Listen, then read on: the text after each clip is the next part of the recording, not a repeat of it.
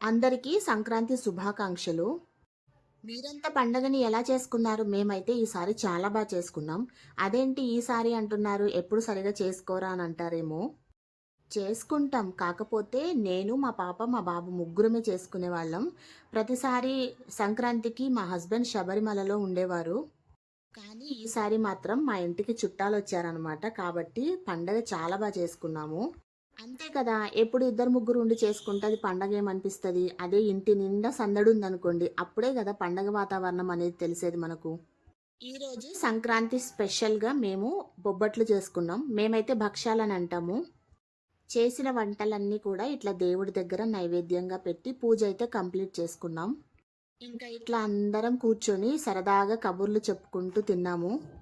రెగ్యులర్‌గా ఎలాగూ తినలేము. ఇట్లా పండగలప్పుడన్నా అందరం కలిసి ఇట్లా కూర్చొని తింటే ఎంత బాగా అనిపిస్తది గదా!